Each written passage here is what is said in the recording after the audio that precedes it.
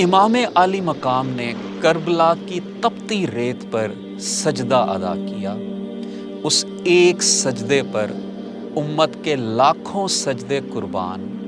ہمارے سجدے بے حضور و بے سرور، حسین کے سجدوں میں حضوری کافور۔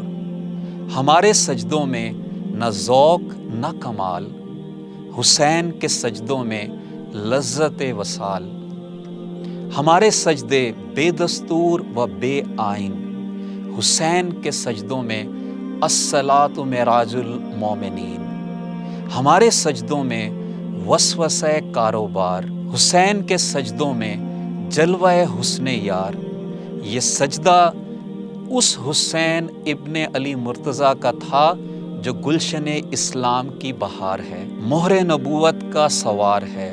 وہ حسین جو روشنی کا مینار ہے، جو مطلع انوار ہے، محمد عربی کے دل کا قرار ہے، حجرہ فاطمہ کی بہار ہے، خالق کائنات کا عظیم شاہکار ہے، نوجوانان جنت کا سردار ہے، شہیدان محبت کا قافلہ سالار ہے، عزم و یقین کی تلوار ہے، جس کا چہرہ مطلع انوار ہے اور جس کا دیدار محمد عربی کا دیدار ہے۔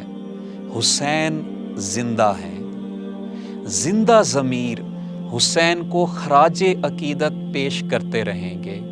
یزید مردہ ہے، اسے وہی نوازے گا جس کا ضمیر مردہ ہو چکا ہے۔ روح ابلیس کا مسکن بھی مرے ہوئے ضمیر ہی ہوتے ہیں۔ زندہ ضمیر تو شیطان کے لیے کھلے چیلنج کی حیثیت رکھتے ہیں۔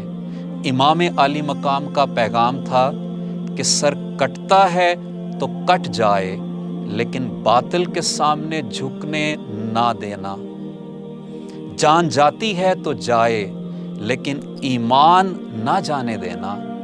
کنبہ لٹتا ہے تو لٹ جائے، لیکن عشق کی آبرو بچا لینا۔ بازو کٹتے ہیں کٹ جائیں، لیکن عظمت قرآن و اسلام کا علم سرنگوں نہ ہونے دینا۔